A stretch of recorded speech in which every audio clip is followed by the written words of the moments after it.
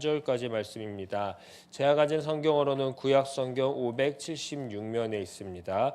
열왕기하 9장 1절에서 13절 말씀 우리 한 절 한 절 교독하신 뒤에 마지막 13절은 다 함께 합독하도록 하겠습니다. 선지자 엘리사가 선지자의 제자 중 하나를 불러 이르되 너는 허리를 동이고 이 기름병을 손에 가지고 길르한 라못으로 가라.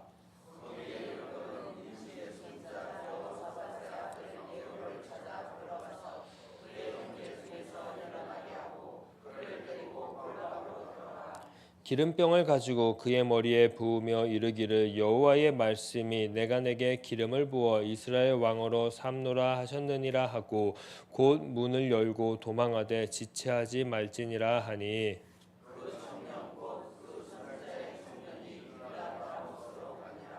그가 이르러 보니 군대 장관들이 앉아 있는지라 소년이 이르되 장관이여 내가 당신에게 할 말이 있나이다.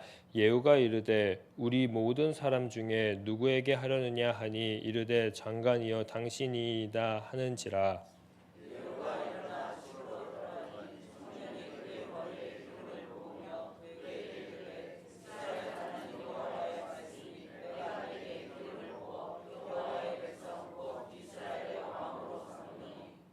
너는 내 주 아합의 집을 치라. 내가 나의 종 곧 선지자들의 피와 여호와의 종들의 피를 이세벨에게 갚아주리라.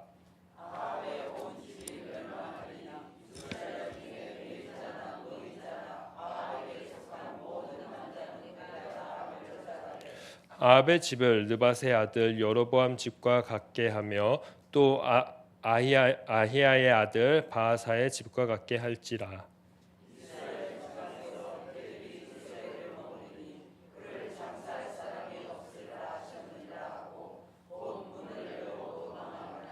예후가 나와서 그의 주인의 신복들에게 이르니 한 사람이 그에게 묻되 평안하냐 그 미친 자가 무슨 까닭으로 그대에게 왔더냐 대답하되 그들이 그 사람과 그가 말한 것을 알리라 하더라.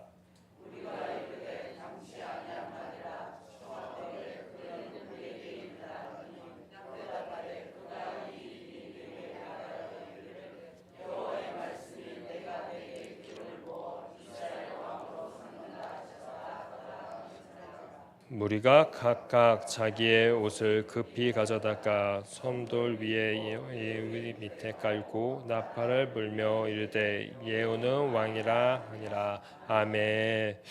어제 하루 하나님의 길 그리고 하나님의 집에 잘 거하셨습니까? 그럴 거라고 충분히 믿고 기도했습니다. 그리고 저도 그렇게 살아보려고 노력했습니다. 그런데 우리가 하나님의 길, 하나님의 집에 사는 것이 그렇게 기쁘고 즐겁고 쉬워야 되는데 때로는 또 어렵기도 합니다. 수많은 유혹들이 우리를 넘어뜨리려고 하고 우리를 순간순간 하나님의 사람 말고 그냥 세상의 사람과 보통 사람과 같은 모습으로 살아가라고 우리들을 늘 유혹할 때가 있습니다. 그래서 그런지 오늘 우리가 함께 찬양했던 이 찬송은 주 예수와 함께 날마다 걸어가라고 합니다. 이 축복을 잘 누리는 오늘 하루 되셨으면 좋겠습니다. 내가 지금 누구와 함께 걷고 있지 그것을 늘 인식하면서 한 발 한 발 걸어가시는 우리 사랑하는 시냇가 에살람 교회 성도님들 되시기를 축복합니다. 오늘은 유다 이야기에서 잠시 또 옆나라 이야기로 돌아갔습니다. 바로 이스라엘로 무대가 옮겨진 것을 우리가 볼 수 있게 됩니다. 1절을 보게 되시면요. 선지자 엘리사의 제자 중 한 명이 나왔습니다. 엘리사가 제자 중에 한 명을 불렀습니다. 그리고 이렇게 이야기합니다.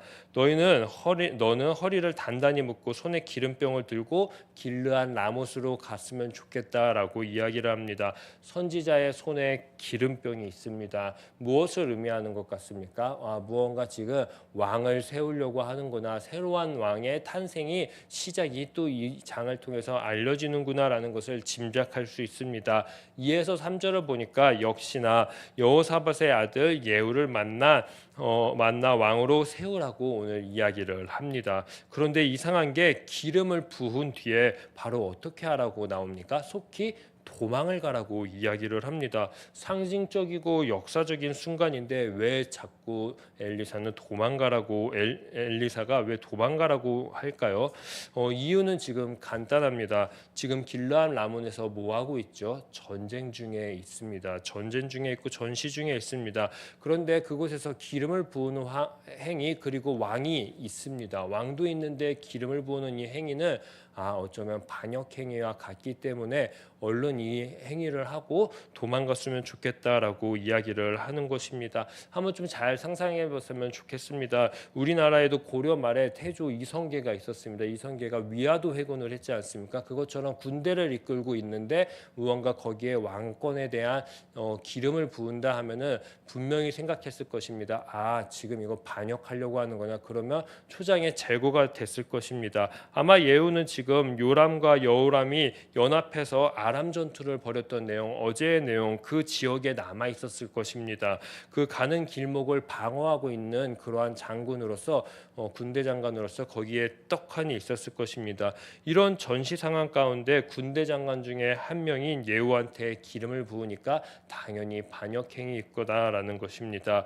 그래서 아마 왕을 세우는 일에 엘리사가 직접 가서 기름을 부어줘야 되는데 그가 가면은 눈에 띄니까 그를 보낸 것이 아니라 지금 제자를 보냈음을 우리에게 보여주고 있습니다.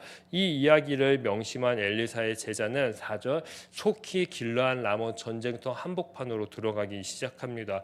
그리고 도착했습니다. 5절을 보게 되면 마침 군대 장관들이 앉아가지고 회의를 하고 있었습니다. 그 회의를 하고 있는 장소에서 예후를 드디어 만나게 됩니다. 그리고 예후를 다른 장소로 조용한 장소로 옮겨가지고 이스라엘 하나님 여호와의 말씀이다라고 이야기를 하면서 너를 왕으로 세우려고 한다라고 이야기를 그리고 은밀하게 선포를 합니다. 그리고 7절에서 10절을 보게 되면 예후를 세우는 이유에 대해서 이제 쫙 나와 있습니다. 예후를 세우는 구체적인 이유는 이거입니다. 바로 아합 가문을 치려고 하는 것입니다. 더 이상 아합 가문의 활동을 하나님께서 보지 못하겠다라고 이야기를 하시는 것입니다. 그리고 더 나아가서 이세벨에게 심판을 내리겠다라고 오늘 하나님이 예후를 통해서 이야기를 하십니다. 왜 이들을 심판하려고 하십니까? 왜냐하면 이들은 여호로보암의 길을 걸었던 자들입니다. 이들은 하나님의 집에 거하지 않고 계속해서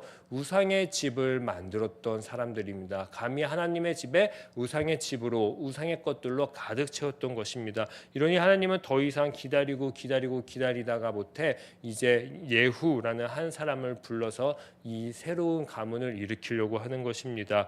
그런데 이 7절에서 10절을 보게 되면 특이한 것이 있습니다. 바로 뭐냐 하면 가라, 뭐뭐 하라, 뭐뭐 되라라는 명령으로 쓰여져 있다라는 것입니다. 지금 명령을 계속하고 있다라는 것입니다. 이 명령어 예후한테는 익숙했을까요? 안 익숙했을까요?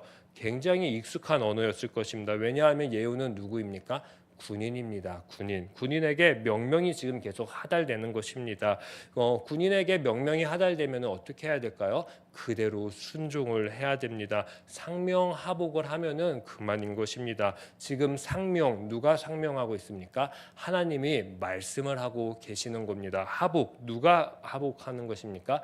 예후가 지금 순종하면 되는 것입니다. 그러니까 예후는 이 상황을 고스란히 받아들였을 것입니다. 지금 나에게 명령을 하고 있구나. 나에게 지금 무조건 순종하라고 이야기를 하고 있구나라고요. 왜 예후일까요? 수많은 사람 중에서 어쩌면 본문은 계속해서 강조하는지도 모르겠습니다. 왜냐하면 예후만이 명령을 했을 때 군인이니까 그 말씀에 순종할 거라고 믿었기 때문입니다. 그래서 예후 너는 다른 것이 아니라 하나님의 도구야, 하나님의 쓰임이야 라는 것을 계속 열왕기 기자는 강조하는 것 같습니다. 수많은 왕들도 똑같습니다. 하나님의 손으로 기름 부음 받았고 하나님께서 세우는 것입니다. 그런데 살아가다 보니 이것이 자기가 마치 자기에게 주어진 것 마냥 살아갈 때가 많습니다. 오늘 예후를 통해서 다시 한번 기억하라고 합니다. 우리들 모두 하나님의 도구, 하나님의 쓰임이라는 것을 말이지요. 그래서일까요? 그의 이름에서도 강조되는 것이 있습니다. 예후, 그는 여호와시리나라는 뜻을 가지고 있습니다. 그는 여호와다라는 뜻입니다. 여호와의 말씀대로 그대로 살아가고 있다라는 것 같이 고백처럼 들리기도 합니다. 어쩌면 예후를 보면은 그는 여호와니까 여호와이시니까 그의 길이 잘 보이겠구나 하는 그러한 기대감도 담겨 있는 것 같습니다. 꼭 그렇게 예후가 살아갔으면 좋겠습니다. 물론 그래야만 됩니다. 그런데 반면 또 다른 이상한 기류가 동시에 느껴지고 있는 것이 있습니다. 예후를 소개할 때 붙었던 수식어입니다. 2절에서도 보고 그리고 내일 14절에서도 보겠지만 예후는 누구의 손자라고 이야기를 하고 있습니까? 님시의 손자라고 이야기를 하고 또 누구의 아들입니까? 여호사밧의 아들입니다. 여기서도 뭔가 모르게 한 명만 끄집어내면 됐었는데 손자 그리고 아들 이야기를 하면서 두 명이 나옵니다. 뭔가 혼합되고 있습니다. 제가 한번 인터넷에 찾아봤습니다. 님시는 도대체 누구일까라고 하는데 나오지도 않습니다. 뜻이 있습니다. 족제비란 뜻입니다. 그래서 이스라엘에서 이 족제비를 어떻게 생각할까 해보니까 레위기 11장 29절에 보니까 족제비는 부정한 것입니다. 지금 부정한 것 같습니다. 그리고 그와 반대인 여호사밧의 이름을 들었습니다. 여호사밧은 어떤가요? 여호사밧은 그 바로 위에 윗선대인 아사의 본을 따랐던 그러한 멋진 선왕입니다. 바알들을 찾지도 않았습니다. 그렇기 때문에 여호와와 늘 함께하려고 그랬던 왕 중에 한 명입니다. 여호사밧은 오직 하나님만 찾았으며 그의 계명을 따라 살라고 늘 노력했습니다. 그리고 북이스라엘 왕들의 행위를 그대로 따라가려고 노력하지 않았던 그러한 왕입니다. 그래서 여호사밧의 통치를 여호와께서는 굳건하게 하셨습니다. 더 나아가서 전심으로 여호와의 길을 걸었고 아세라 목상들을 싹 없앴습니다. 어디서? 유다에서 말입니다. 하나님의 사람답게 무언가 살리려고 했고요. 무언가 지키려고 노력했던 그러한 멋진 왕입니다. 나름 잘못한 것도 있습니다. 산당을 다 제거하지 못했던 그러한 이 업적도 있습니다. 그런데 유다 왕 중에서는 선한 왕으로 꼽히기도 합니다. 이렇게 열왕기 기자는 오늘 우리들에게도 지켜보라고 이야기를 하는 것입니다. 예후가 어떤 길을 걸어갈까 지켜봤으면 좋겠다라는 것입니다. 지켜보는 동시에 우리들에게도 열왕기 기자는 오늘 이야기하는 것입니다. 오늘을 사는 우리들에게 말이죠. 오늘 부름받은 우리들, 오늘 우리는 누구로 부름받았을까요? 예후로 부름받았습니다. 예후로 말이죠. 우리는 여호와의 이름을 어떻게든 알려야 되는 그러한 사람들로 부름받은 것입니다. 하나님의 길을 살아내면서 증거해야 되는 자들입니다. 우리는 또 다른 예후들입니다. 그런데 선택의 길에 지금 서 있는 것입니다. 님시의 그 삶을 따라갈 것인가 아니면 여호사밧의 길을 따라갈 것인가 지금 선택하라고 계속 이야기를 하는 것입니다. 예후는 과연 어떤 길을 선택할까요? 어떤 길로 한 걸음 한 걸음 걸어갈까요? 이 갈림길에서 예후는 어떠한 이야기를 우리들에게 들려줄까요? 오늘은 그 이야기가 하지 않습니다. 왜냐하면 우리들에게 동일하게 이야기하는 것입니다. 우리 어떤 선택의 길을 걸어갈 것인가? 어떤 길을 걸어가는 성도가 되겠는가라고 계속 질문하는 것입니다.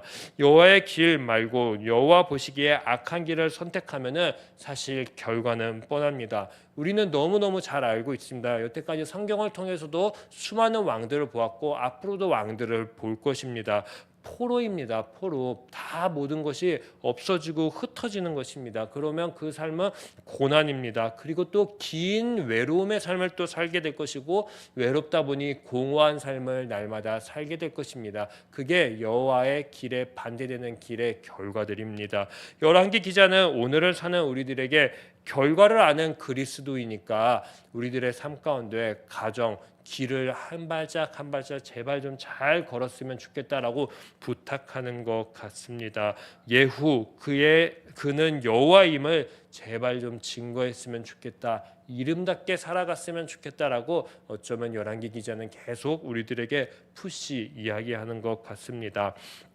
오늘 찬송처럼 말이죠. 주와 같이 길 가는 거 즐거운 일 아닌가? 우리 주님 걸어가신 발자취를 밟겠네. 계속 주님이 걸었던 그 길을 좀 한 걸음 한 걸음 주 예수와 함께 걸었으면 좋겠다 이야기하는 것입니다. 날마다 우리 시냇가 에셀나무 교회가 하나님의 길을 걸어갔으면 좋겠다라고 오늘 열왕기 기자는 부탁하고 있습니다. 이 찬송의 고백이 오늘 각자 우리들의 자리에서 회복됐으면 좋겠습니다. 어떤 방법으로 회복할 수 있을까요? 그것은 딱 하나입니다. 오늘 열왕기 기자가 부탁하는 것처럼 말씀으로 우리의 삶을 점검해야 됩니다. 나는 지금 어떤 길에 현재 서 있는가? 혹시 nim시 부정한 길에 서 있지 아니한가? 아니면 선왕들의 길을 따랐던 여호사밧의 길을 따를 것인가? 우리 한번 점검해 보면 좋겠습니다. 내가 지금 어떤 길에 서 있지? 그리고 나 지금 예후자다. 나 지금 하나님의 이름을 알려야 되는 자잖아 라는 것을 꼭 명심했으면 좋겠습니다. 여호와의 반대 악한 길에 있다면 속히 회개하고 돌아옵시다. 돌이킵시다. 그리고 이제 그 길 안 걸어가겠다고 주님께 외치고 도와달라고 붙잡아달라고 우리와 함께 해달라고 그렇게 고백했으면 좋겠습니다. 그렇게 하나하나 악한 길을 찾는 하루, 그리고 그것에서 돌이키는 하루, 그래서 여호와와 함께 걸어가는 오늘 하루 되시기를 간절히 축복합니다. 제가 기도하도록 하겠습니다. 하나님, 오늘 우리들의 삶 가운데에 찾아와 주셔서 감사합니다. 그 찾아오신 주님과 날마다 걸어가고 싶습니다. 날마다 함께하고 싶습니다. 수많은 유혹들이 우리의 삶을 넘어뜨리려고 합니다. 우리의 삶을 가져가려고 합니다. 그러지 않게 하여 주시옵소서. 우리 정말로 부정한 길 걸어가지 않고 온전히 주와 함께 길 갈 수 있게 하여 주시옵소서. 그래서 우리의 삶에 즐거움, 기쁨, 살리는 것 그리고 지키는 것이 넘쳐날 수 있게 하여 주시옵소서. 이 모든 말씀 예수님의 이름으로 기도합니다. 아멘. 하늘에 계신 우리 아버지, 아버지의 이름을 거룩하게 하시며 아버지의 나라가 오게 하시며 아버지의 뜻이 하늘에서와 같이 땅에서도 이루어지게 하소서. 오늘 우리에게 일용할 양식을 주시고 우리가 우리에게 잘못한 사람을 용서하여 준 것 같이 우리 죄를 용서하여 주시고 우리를 시험에 빠지지 않게 하시고 악에서 구하소서. 나라와 권능과 영광이 영원히 아버지의 것입니다. 아멘. 오늘 이 시간 함께 기도할 때 하나님 오늘 우리들의 삶 가운데 찾아와 주시옵소서. 그래서 나의 삶 가운데 그 깊숙한 기도의 제목들을 들여다보시고 나와 함께하는 하루 되게 하여 주시옵소서. 나도 주의 길을 걸어가겠습니다 라고 그렇게 기도해 주셨으면 좋겠습니다. 그리고 또 하나 여름 성경학교 그리고 수련회를 위해서 우리의 다음 세대들을 위해서 우리 주여 한번 외치신 뒤에 합심해서 기도하도록 하겠습니다. 주여! 사랑과 은혜가 많으신 주님, 오늘 우리들의 삶 가운데 찾아와 주시옵소서. 주님, 내가 지금 어떤 길에 서 있습니까? 지금 나는 여호와의 길을 걸어가고 있습니까? 주 예수와 함께 날마다 주님의 뜻에 따라 걸어가고 있습니까? 혹시 그렇지 않다면은 주님 속히 주의 길을 걸어갈 수 있게 힘과 용기를 주시고 그 길이 내 눈에 보일 수 있게 하여 주시옵소서. 하나님, 수많은 유혹들이 수많은 삶들이 우리의 삶을 잘 앗아가려고 합니다. 하나님, 그런 것들에 의해서 우리 넘어지지 않게 하여 주시옵소서. 우리의 걸음이 중단되지 않게 하여 주시옵소서. 날마다 주 예수와 함께 걸어가는 삶 살아가게 하여 주시옵소서. 주와 같이 길 가는 것 즐거운 일 아닌가라고 우리 고백했습니다. 우리 주님 걸어가신 발자취 우리도 밟겠다고 다짐했습니다. 이 고백과 이 다짐을 날마다 우리의 각자의 삶의 현장 가운데에서 잘 지켜낼 수 있었으면 좋겠습니다. 회복될 수 있었으면 좋겠습니다. 한 가지를 통해서 말이지요. 하나님의 사람으로서 하나님 굳건히 살아갈 수 있게 하여 주시옵소서. 나의 가정 또 나의 직장 또 만나는 사람들 어떻게 하면 살릴까, 어떻게 하면 지킬 수 있을까 고민하며 기도하며 살아갈 수 있게 해 주시옵소서. 근데 오늘 열왕기의 말씀을 보니까 살리고 지키는 것은 단 하나였습니다. 내 자신이 여호와의 말씀에 상명하는 것입니다. 오늘 명명한 그 여호와의 말씀에 하복 순종하며 살아가는 것입니다. 하나님, 날마다 여호와 하나님의 그 말씀에 귀 기울이고 그 말씀에 순종하며 살아갈 수 있게 하여 주시옵소서. 그렇게 살아갈 때 분명 우리의 다음 세대들, 우리의 다음 세대들, 우리의 자녀들도 분명 볼 것입니다. 내가 따라가고 있는 그 여호와의 길을 말이죠. 내가 걸어가고 있는 그 여호와의 길을 말이죠. 강요하지 않아도, 주입하지 않아도 다 볼 것입니다. 하나님, 보게 하여 주시옵소서. 우리가 걸어가는 길, 우리가 따르는 그 여호와를 우리 시냇가의 셀라무교회, 우리의 다음 세대들이, 또 우리의 자녀들이, 우리의 손자 손녀들이 꼭 볼 수 있게 하여 주시옵소서. 그리고 우리 교회, 여호와의 길을 보여주는 교회로 날마다 걸어가게 하여 주시옵소서. 그 길만 걸어가겠습니다. 주님, 그러니 함께 하여 주시옵소서.